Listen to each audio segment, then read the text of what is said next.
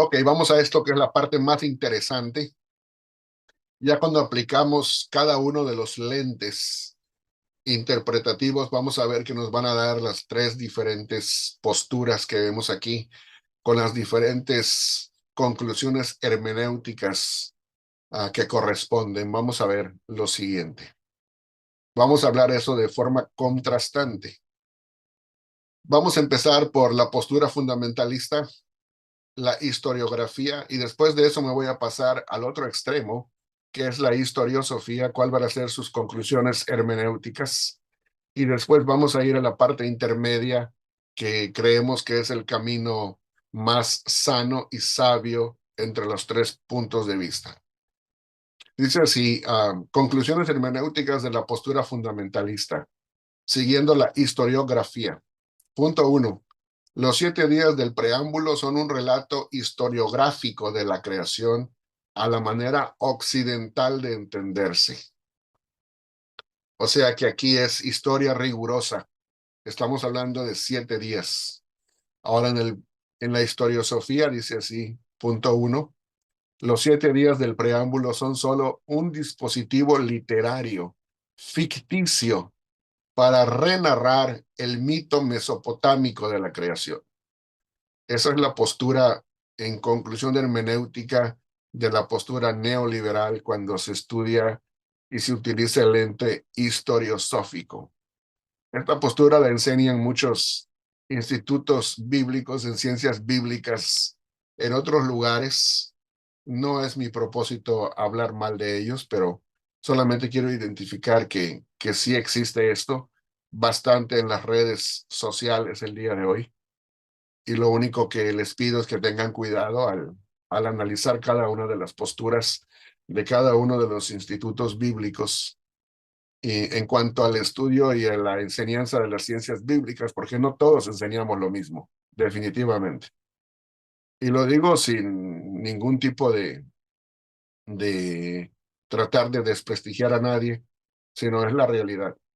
Luego el punto número dos, perdón, el punto número uno en la parte historiológica. Dice, los 7 días del preámbulo son una doxología historiológica y ya dijimos que doxología es una, un poema de adoración o de alabanza. Historiológica significa que elabora esas tres cosas que vimos anteriormente al Dios creador a la manera oriental de entenderse. Es una doxología historiológica, es un poema. De hecho, cuando vemos la parte de la historiosofía, la postura neoliberal ni siquiera lo estudia o lo presenta como si fuese un género literario y mucho menos desde el punto de vista de su estructura literaria, sino que utiliza las religiones comparadas para especular sobre de dónde se toman diferentes cosas. Bueno, aquí ya hemos visto el punto uno. Punto dos. Aunque limitado, regresamos a la parte fundamentalista, aunque limitado es un relato científico de la creación hecha por Dios, no existe la macroevolución naturalista. O sea que acá se toma como un relato científico y al mismo tiempo se rechaza la posición darwiniana. Ahora vamos al punto 2 de la historiosofía. En la columna azul dice así, es un relato mitológico para reexpresar el entendimiento de un pueblo en una época precientífica. Creo que no hace falta mucha explicación sobre la manera de entender de lo que es la postura neoliberal. Pero en la posición neoevangélica, punto 2, dice así, bien definido, es un poema que realza, o sea, le da realce a la actividad heroica del Dios creador de todo lo que existe según su especie. Punto 3, regresamos a la postura fundamentalista. Los 7 días fueron días cronológicos y literales de 24 horas cada uno, en forma contigua y secuencial.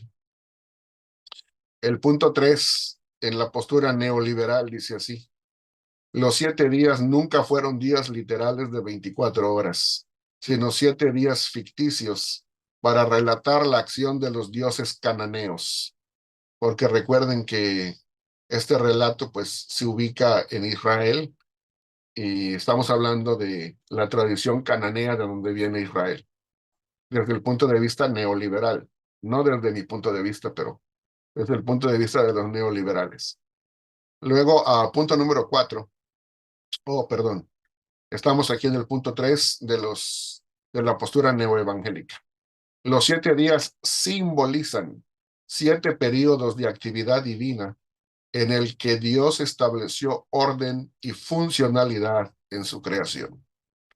Ese es el enfoque básico que trae esta postura. Punto número 4. El Dios que creó el mundo, la parte fundamentalista, el Dios que creó el mundo, creó todo a partir de la nada, ex nihilo. Ese es su enfoque. Ahora, en el punto 4 de la postura neoliberal, los dioses que crearon el mundo precientífico del Génesis 1 lo crearon a partir de una materia prima ya existente. Ese sería el punto opuesto en cuanto a las conclusiones. Y la parte intermedia, que es la postura neoevangélica, diría lo siguiente. Punto 4. El Dios que creó el mundo lo hizo todo por medio de su palabra todopoderosa. Ese sería el énfasis. Y estas son las últimas conclusiones que voy a presentar el día de hoy. Dice así, punto 5 de la postura fundamentalista.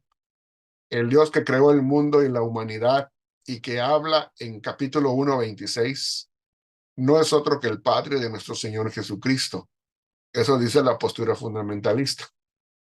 Pero en la postura neoliberal dice lo siguiente, punto 5. Los dioses, porque recuerden que habla en plural, los dioses que crearon el mundo y que hablaron en 1:26 son el dios tribal Yahvé y su consorte o esposa, la diosa Asherah. No sé de dónde vino eso, pero así o sea, en el texto no existe nada de eso, pero así se dice en esta postura. Ahora, en la postura intermedia dice el punto número 5, el Dios que creó el mundo es el Dios altísimo y supremo que habla en 1:26 y debe ser reconocido como tal por toda su creación. Punto 6 ahora de la postura fundamentalista. Se asegura que el Dios que creó el mundo y habló en 1:26 es el Dios trinitario de los cristianos, Dios Padre, Dios Hijo y Dios Espíritu Santo. Ahora en el punto número 6 de la postura neoliberal, se asegura que la pareja de dioses tribales de Israel, o sea, Yahvé y Asherah, eran una pareja de dioses nacionales en Canaán y que eran los dioses supremos sobre otros dioses menores.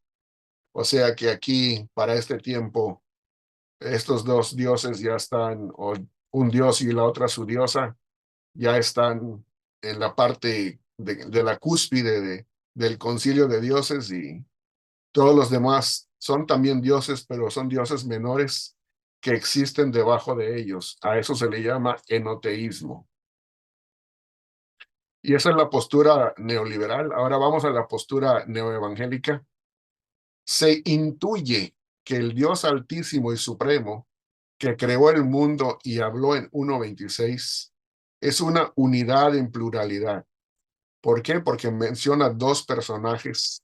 Hay dos personajes mencionados en el preámbulo, Dios y el Espíritu de Dios. Y ahora vamos a la parte número 7. En cuanto a las conclusiones fundamentalistas, dice así, Israel recibió esta revelación de parte de Dios Padre y entonces quedó plasmada en la Biblia para que nosotros la creamos, proclamemos y defendamos. En la 7 dice así la postura neoliberal. Israel reflexionó sobre su fe y su experiencia en el exilio en Babilonia y tomó prestado de esa cultura y religión el relato mítico que ellos tenían sobre la creación del mundo, y así Israel creó su propio relato, aludiendo al relato mesopotámico Enuma Elish. Esa es la postura neoliberal. Ahora vamos a la postura neoevangélica, que es el punto 7 también, que dice así. Israel recibió esta revelación de parte del Dios Altísimo y después fue plasmada en la Biblia como una doxología historiológica, que ya explicamos qué es, ¿verdad? Y una respuesta correctiva hacia ciertos relatos de la creación existentes en otros pueblos.